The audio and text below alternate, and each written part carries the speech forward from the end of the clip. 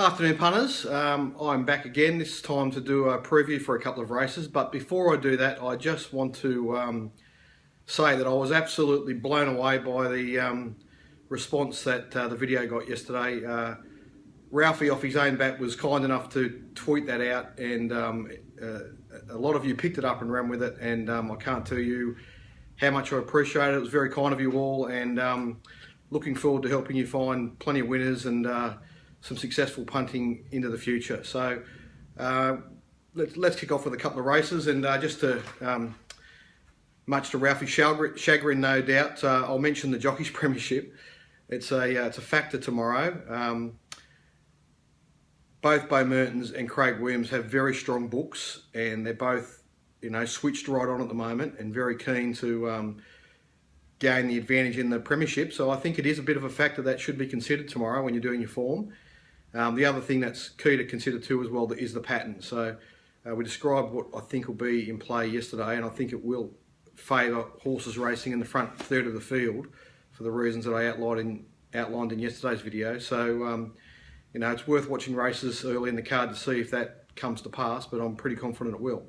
So let's just kick off with race 2, and part of the reason is here, it's a good example of the clash between Bo Mertens and Craig Williams there tomorrow, with Bo on the favourite and Craig on a runner that's well in the market. So first of all, the speed map. Craig Williams is drawn on the horse that's likely to lead in the outside half of the field, which is Air Reno. She'll take 100 metres or so to find a feet, but she'll once she does, she'll speed across and take up the front with our Gladiator following her across from the widest draw.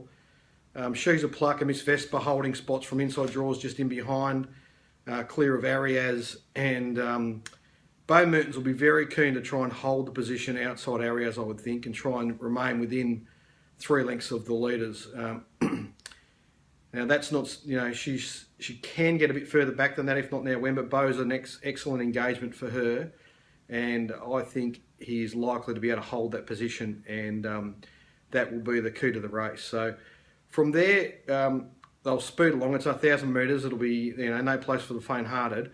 On the home turn, Craig Williams will try and pinch a break on Air Reno, and Bo Mertens will be trying to get clear to come after him on If Not Now When. Now, if Not Now When gets the gaps and gets into the clear, I think she will mow Air Reno down.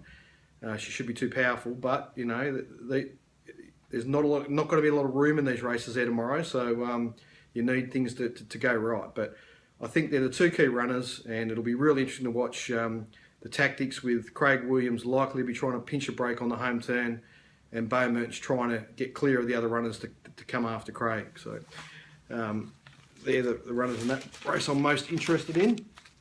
Over to race 6, which is a really interesting race for the 3-year-olds, over 1,200 metres. There's 12 runners.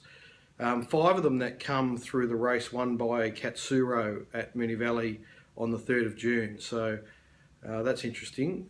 So you've really got to decide, you're interested in the format of that race, or you're looking for something different. So first of all, the speed map. From the outside half of the draw, Liberty Song and 2 Spy will speed across and take up the front. Noel Callow will be very keen to hold an on-pace position from the inside draw on Yulong Sheng Hui. She's beneficial probably outside him. Palladian next for Bo Mertens, and then the rest in a bit of a bunch there behind. So they'll go along at a good tempo again, because there'll be competition for the lead in these races tomorrow.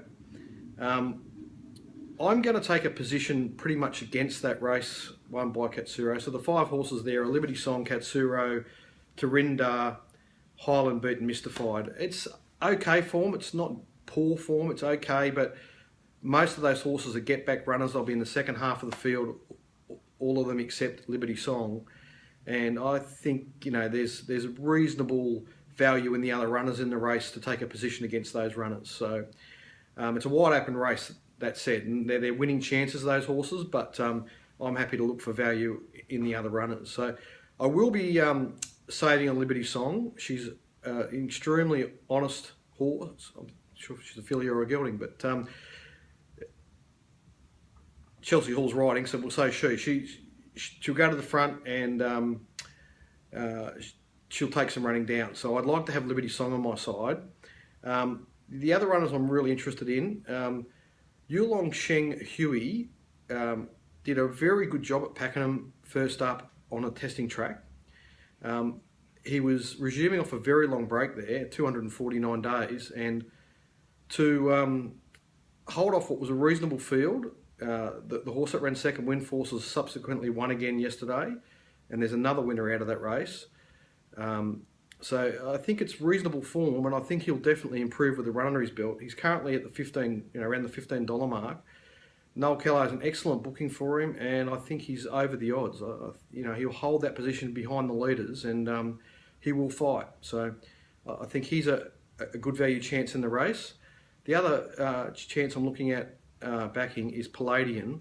Bo Mertens goes on. He comes down from Sydney, this horse, with a really solid fitness base under his belt in some pretty strong Sydney races, where he's run well enough. He's a little bit fragile. He failed at his only previous attempt at Moonee Valley, but he's $10. He's certainly got the quality. He's got the talent to win this race if he's got his mind on the job. Bo Merton's an excellent booking. He'll hold a spot forward of midfield, so I think that gives him an opportunity. And at $10, I think he's a value runner as well. So I'm backing 3 horses in this race, all between $9 and $15, and I'm taking a bit of a position against the more favoured runners that come through that race won by Katsuro. So that'll do us for tomorrow.